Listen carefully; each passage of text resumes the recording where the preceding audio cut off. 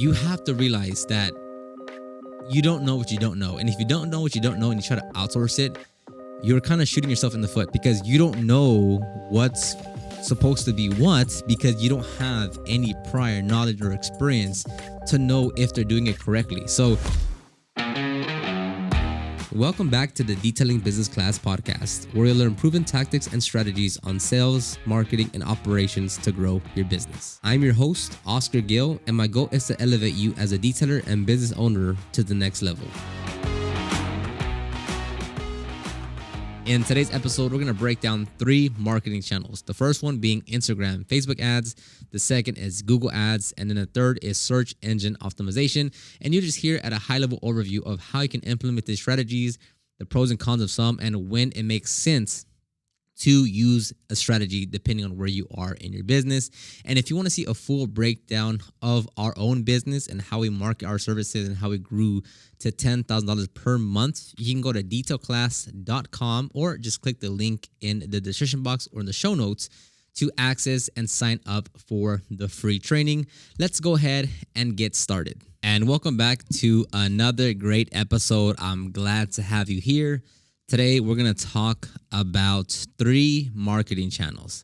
We're going to talk about Facebook, Google ads, and then SEO, which is search engine optimization. And I'm going to kind of clarify what the differences are between each one in terms of how that marketing channel works, and then how I rank them in terms of what I would recommend for most detailers. Going to give you quite a bit of scenarios because it depends on a lot of factors and your situation. So it's not really a one size fits all. It's more so just like going to try to give you different things on why it might work for you versus to someone else. So let's go ahead and get started straight into it. So Facebook ads, which is called Meta, right? So that they changed their name, is going to be Facebook and Instagram, right? So if you talk about Facebook, you're also referencing Instagram. If you want to run Instagram, it's going to be through the Meta platform, Facebook, because they both work together. So that is going to be ads. So paid ads is when you're actually paying money to the platform, whether it's Facebook or to Instagram, if you're running it through Facebook, Google ads, and you can like literally anywhere, Yelp, Pinterest, YouTube, Twitter, right? If you're paying for ads, you are paying that specific platform to display your ad to a specific audience, right? Now, specifically with Facebook is that you're targeting, it's interest-based, or you're trying to find the audience that you believe will best fit the services that you're offering with your ad, right? So on Facebook, Instagram, you're scrolling, you're not really thinking, like let's say you're looking for a mechanic, right? If you're scrolling through Facebook or scrolling through Instagram and you get an ad for a mechanic, you might be in need of a mechanic. You might or might not have a mechanical issue on your vehicle. So you might or might not find that ad valuable, right? Because you may or may not need it. Because the advertiser, the mechanic, is trying to find people that are in need of a mechanic, right? They're trying to say, okay, we're looking for someone between 20 to 65 that's within a 10-mile radius that might need some mechanical help or services, right? Whereas if you're looking at Google ads, right? Now, Google ads, you're still paying for it, the same thing. But this one, you are targeting more based off intent. Because on Google, if someone is in Austin and this person has issues with their vehicle, let's say they need their brakes changed, right? They're going to go into Google and type in Google, mechanic brake shop near me, mechanic brake shop Austin, brake shop Austin, mechanic in Austin, mechanic near me. So when they go into Google, they are already aware of a problem. They know they need something fixed, and they are actively looking for a solution in Google. So with Facebook and Instagram, you're basically just interrupting someone saying, hey, by the way, hey, I'm a mechanic. You need services? Whereas in Google, the individual, the person that's making that search is already saying, I need someone to pay to help fix my car?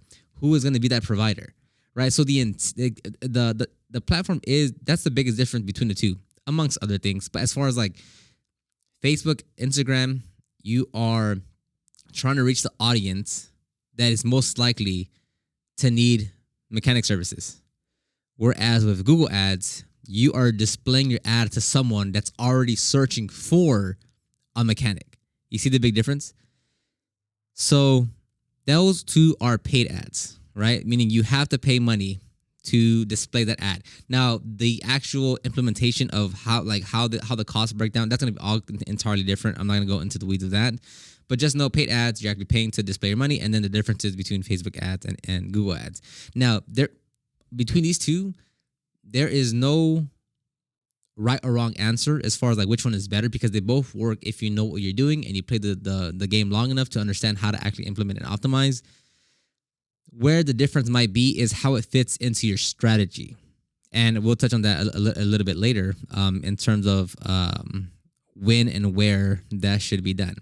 Okay, so next one here is SEO, search engine optimization. Now, again, if you want to go get a full training on this, you can go to detailclass.com and sign up for the free training. But on this one, this is organic, right? So organic for the most part means, it doesn't mean free because it's not really free. It just means you're not paying for ads.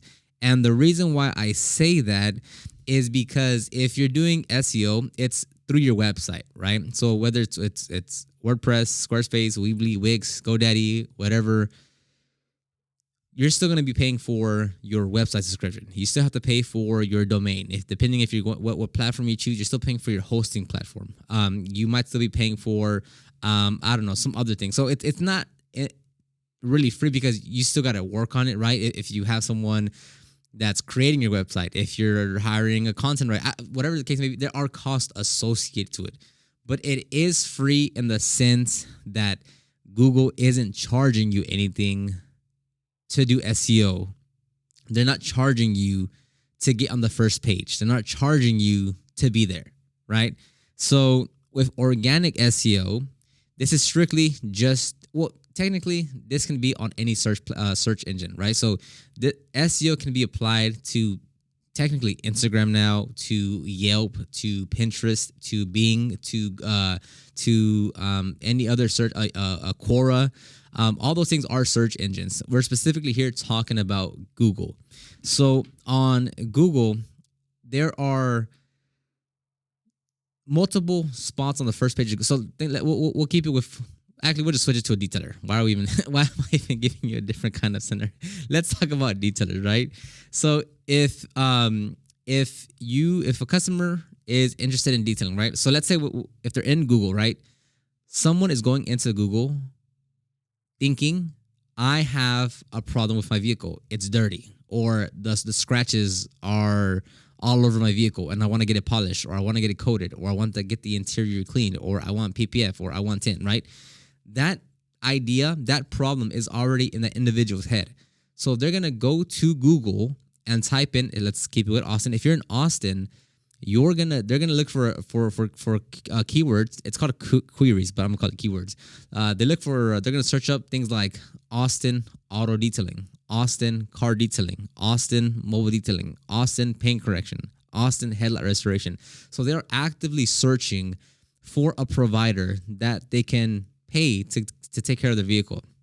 Now, on the first page of Google, you have quite a few listings. Now, it'd be a lot easier if I could show you on screen, but I'll try to just talk to you about it over audio here, is that you're going to have both paid and organic listings on the first page of Google. So when you go and when someone searches for Austin paint correction, right, depending on the area, because it's going to be different for every single city. Based on how many people are there, who's running ads, just a few factors. If you search for Austin paint correction, there might be 1 or 2 or 3 ad listings that come up at the very top of the page, right? Below that, it might be the local 3-pack or the local snack pack. And that's basically the little part that shows you the map and 3 or 4 providers on the little snippet right there. Now, sometimes there is a paid listing inside that local 3-pack, right? Then you go scroll a bit more, and then that's when you have the 9 to 10 listings of websites, right? So there's a lot of real estate that's going, especially over the last 5 years, 7 years, like they've really like maximized how much they could put on that first page. I mean, I remember when you used to run ads, and the ads used to show up on the right side of the page. So with that one, with SEO, you're not gonna be on the paid lists, on the paid ads, because those are Google ads. So you're paying for those spots. With SEO, it's all organically. Again, going back to, I guess there's costs involved with running a website and whatever, but it's not, you're not getting a direct cost from Google themselves to rank organically on the first page. So with organic versus paid ads, the biggest difference is the intent, right? With Google ads, that and I'm sorry, not Google ads, with SEO, but you can include Google ads in here. But with SEO, they are proactively looking for a solution to their problem, right? They are proactively saying, hey, I know I have my car's dirty and I want it cleaned. I am now looking for someone to clean it, right? Like they already know they want to pay money. They already know that they want it done. They already know that they're, whatever. It's a hot lead.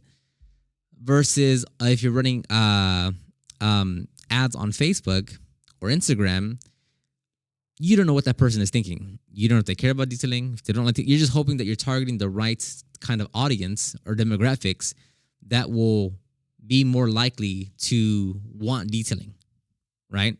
So again, that's why it's more interest based with Facebook and Instagram ads, and then Google is more intent based.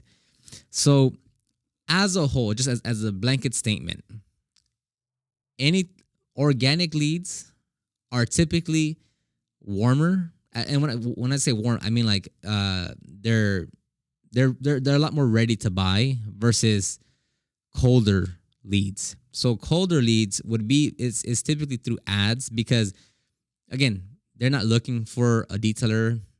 They may not know anything about detailing. They may not know anything about the service. So those are kind of cold because you're just targeting that kind of general demographics. Whereas with organic, meaning someone is proactively looking for a solution, they're going to be a lot warmer audience, right? Because they already understand the problem. They understand that they want to solve. They're looking for someone to get it solved. So they're already in that mental state of like, yeah, I'm looking for a solution. And again, as a whole, organic leads, you will typically convert higher than ads across the board. Just because, again, whenever, like, do you ever go on, I mean, just think about all the times that you see an ad somewhere and you just skip it, right? Whether it's on YouTube, whether it's a billboard, whether it's a magazine, whether it's on Google, whether it's on Facebook. As soon as you see like sponsored or ad, you're like, oh, whatever. No, like I'm not gonna read that, right? Because you don't want to get sold on, right? So it's the same thought process of that, where if you're looking for a polisher to purchase, right? And you go to YouTube and you open up, 10 different tabs, and you look at, someone reviewing a Grizz, someone reviewing a Rupes, someone reviewing a Harbor Freight, someone reviewing Adams Polishes, someone reviewing all four of them, someone, and you're watching all this content, right? Because you're trying to get as much information. But then you have an ad pop up before the video starts of a brand selling a polisher. You'd be like, nope, don't care about that. Don't care about that. Nope. Because again, like you're being sold to. You don't want to be sold to. You want to make your own informed decision. So that's why, as a very blanket statement, it's just like organic leads typically convert a lot better, just because again, the intent behind that, like they were already actively looking for that. There's nothing wrong with ads at all. Like they are still 100% effective if you know how to run them and use them and such.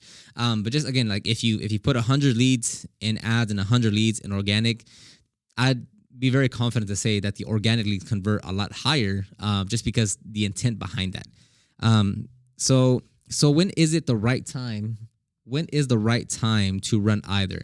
So this is the question that a lot of people ask me, just because there's so many options. Now, when it comes to ads, you need some form of budget, right? So, and then there's two ways that you can go about it, right? Because you can do basically a DIY, meaning you're doing it yourself, like, as far as you're actually running the campaign and all that. And then you can hire it out or outsource it, right? So with the outsourcing option,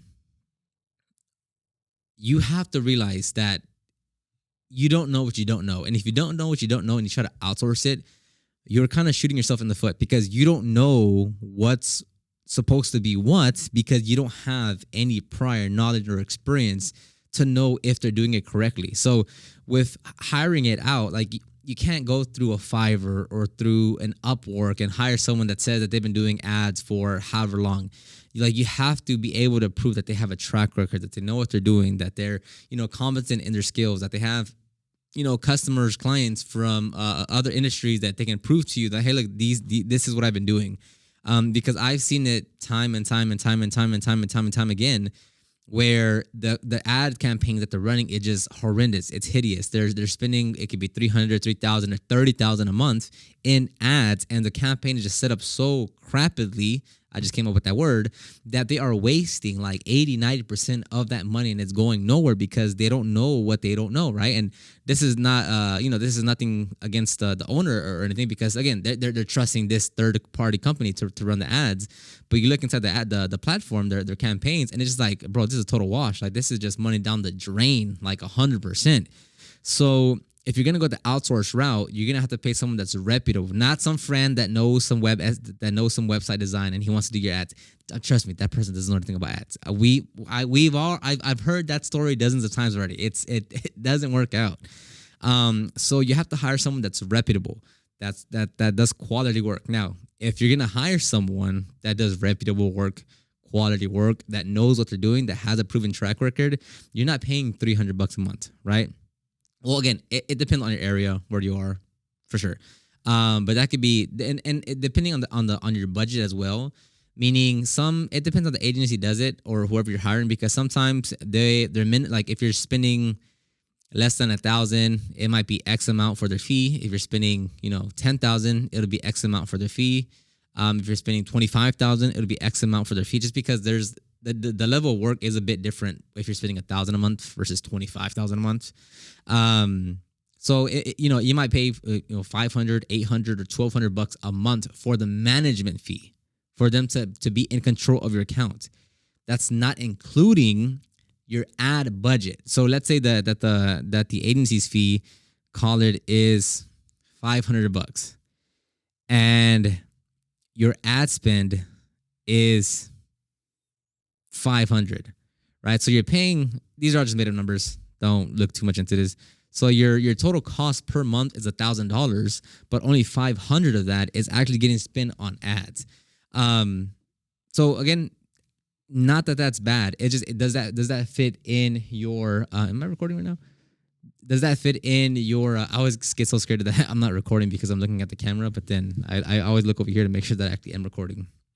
So, again, not that there's a right or wrong answer, but just like it really depends on where you are, because most people start with a very limited budget, but there are people that start off with 10,000, right, as far as starting their business, and they have those resources to actually spend on ads or hiring an agency. Or maybe your business is at that point where, it doesn't make sense for you to learn every single thing just because like you have so many other things going on. So there are specific situations where that does seem that does make a lot more sense, but I definitely would not say like everyone should go and outsource it. So that's the outsource way. Then the do-it-yourself method is basically you have to learn everything from start to finish to understand how to properly implement it. And with this one, if this is your first marketing channel, right, you should learn how to do it yourself. And this is going to be applicable to anything. Like if SEO is going to be your first thing, you should learn how to do that. If Facebook or Google ads is going to be your first thing, you should learn how to do that, because that's your marketing channel. Like you are going to learn to become a master of that channel. Over time, you can take on other work, or if it's doing so well and you're at whatever, call it 10,000 a month, and you're like, man, now I want to add another marketing channel, and you're at 10,000, you have customers, you have leads, your business is growing, you're managing many other things, At that point, it makes sense to outsource that the next marketing channel because you have the revenue, you have the leads, your customers, your business is actually moving to where it makes more sense to outsource it at that point because you are actually now growing your business. So if it's your first channel, I always recommend you learn that yourself. And yes, you will now focus on doing everything other than detailing when it comes to learning marketing, right? If you're going to get into Facebook ads or Google ads or SEO, you are now doing nothing but not detailing, if that makes sense. Like you're now on the computer the entire time. You're now watching YouTube videos. You're watching blog posts. You are in the platform trying to learn all the ins and outs. You are looking at what others are doing on YouTube blog posts. Like all you're doing is learning how to use this platform. And you're not detailing. You're not out there trying new products. You're not out there working on customers' vehicles. You're not out there. You're not doing any of that. You are literally stuck at your laptop, sitting down, hours upon hours trying to understand how you implement these strategies. And yes, like it's gonna take time, right? If you want to be efficient at running Facebook ads, Google ads, or doing your SEO on your website, yeah, that's gonna come with a ton of reading, a ton of watching YouTube videos, a ton of listening to podcasts, a ton of being on the back end and looking at the platform and trying to implement the things that you learn, because it is a lot, right? Like and you gotta think about it. If this one thing, marketing, whichever one you choose, if this one thing is gonna grow your business and increase your leads and get you more customers and make you more money and grow your business and give you a better life and be able to give you more finances and give you more control of your business, if that's all gonna happen by you focusing on one thing, well, then that one thing is going to take quite a bit of time to implement, right? Like it's only fair if you want to completely change your life and make more money and get more customers and do all these things. Well, I mean, look, you got to kind of put your time and energy into that thing to make it work, right? So it's only fair for that to happen. And that's where a lot of people get stuck on, where they're like, oh, no, I want to go detail. Oh, I want to go work on a car. I want to go polish. I want to go try out these new products. It has to change. And it really depends on your schedule, whether you have whether you have a full-time job, part-time job, full-time student, part-time student, whether you have family, kid, dog, whatever. Like, yeah, you have to learn how to prioritize your time, right? Like that's as basic and straightforward as it gets, right? Of the time that you have available, where is it best used? Is it learning how to polish? Is it learning new products? Or is it doing this thing that generates traffic leads and sales so that you can actually make money? I'm going to just say that for 9 out of 10 people, the marketing part is going to be far more important and far more effective to growing your business and making money than anything else that you're doing. That's just my take on it. Be happy to disagree with that. But that's what I'm going to say, right? So regardless of whatever one you choose, you have to learn that yourself. You have to be the one that understands it. Because look, imagine if you have the skills, the knowledge, the experience to be able to push and pull specific levers to grow your business. I mean, that's very powerful, right? Because the problem with outsourcing it is that whenever you need something done, whenever something happens, you are looking at that other person, agency to get it done for you. And then what happens when the money stops and you can't pay that person or agency? What happens when that person or agency is out of business or drops you as a client or whatever? You are now looking for another person or agency to hire, and you are always at the whim of trying to hire someone to do it for you. Whereas if you have those skills yourself, you are always in control of how you do things. And it's a powerful skill to have, right? Like if you're struggling with your business right now, if you're not happy with the amount of customers that you're getting, if you're not content, if you want more, it's a very powerful thing to say, oh, that's right, I have the skills to be able to keep on growing us, right? I have the understanding, the skills to implement these things for us to continue to grow. I mean, that's pretty powerful if you ask me. So yes, you're going to have to learn it. Now, in terms of which one is best, so for me, right, it's going to be very dependent on your specific situation. But for me, how I like to see it is I would like to do something organic first, and then on top of that, layer ads. Now, what I mean by layer, first, dominate organic, right? For us, like for me specifically, I'm going to talk about SEO. I've been talking about SEO for the last 7 years. That's my main thing. So I would like to completely dominate, or at least like get 80% there of dominating SEO. And then at some point, add Google ads. And I say specifically Google ads because if you're ranking on the first page of Google for organically, and if you layer on top of that Google ads, that means you're now showing up on potentially the ads displayed in the very top of the page. You might be displayed on the local 3-pack, and you might be displayed organically on the listing. So in your website might be able to be shown 2, maybe 3 times on the first page of Google. That's really powerful, right? Because you're literally coming up in every way that someone can click on your website. Now, when I say layer ads on top of there, I literally mean like maybe 8 months, 12 months, 14 months after you're done doing your SEO, then add something else, right? And, that's just a very general blanket statement. But my main key thing is like dominate this one thing first, understand, implement, iterate, and maximize this one thing, and then move on to something else. The problem I see all the time is that you want to start your website. Oh, by the way, yeah, I'm gonna post on Instagram. Oh, by the way, I'm gonna run $20 on Facebook ads. Oh, by the way, I'm gonna go to this thing to get leads. Oh, by the way, and you're just all over the place, right? Kill about 90% of your activity, focus on one thing, and maximize that to the best of your ability, right? So again, for me, I'm going to say I like to start with something organic. With this one would be SEO. And then I would layer on top of that Google ads. That'd be my strategy. Like that, I mean, that's easily a 6-figure business right there. No questions asked. Now, let's say you have a budget right now and you can go straight into Facebook ads. That's also very fine. Let's say you can, and again, like you can run Facebook, Instagram ads, right? At the same time, because social media is a bit different. You can be posting all your content on Instagram, right? So it still has that organic angle to it. Although it's a bit more different depending on how you create content and how you post and all this stuff. But that could be another method of like organic and ads that can complement each other, right? Because if you're ranking on the first page of Google and then you run Instagram ads, those aren't as complementary, right? Because if you just do Google ads and SEO, well, then now you're just maximizing one platform to the best of its ability. So if you're posting on Facebook, Instagram, organically, right, meaning just uploading photos, videos, and on top of that, you are running ads, that's a lot more complementary. At some point, it doesn't make sense to do all 3 of them. Absolutely, right? You're doing SEO, you're doing Google ads, you're doing Facebook, Instagram ads. That makes sense. But it's like, it's going to take time to get there in whatever you are that you're doing. I mean, with me on my SEO, it took me 9 months to rank on the first page of Google. 9 months. To someone else, it might take 12 months. To someone else, it might take 4 months. To someone else, it might take 14 months, right?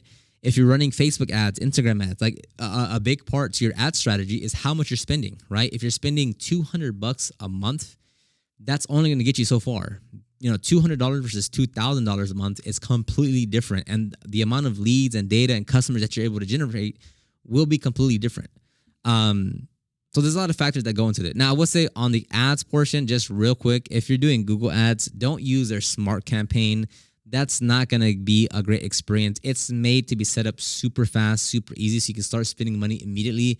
Don't do that. You have to use their full ads platform to get the most out of it, and that it takes a lot of time, effort, yes, but that smart campaign is not going to do you well. I don't recommend that. No one recommends that unless you just want to throw money away. So that's going to be it right there. Hopefully you learned something. I could talk about this for literally hours. If you want to see a more in-depth training on how we use SEO in our business and how we've grown to $10,000 per month, go to detailclass.com and sign up for the free training. Other than that, we'll end right here, and I'll see you on the next one.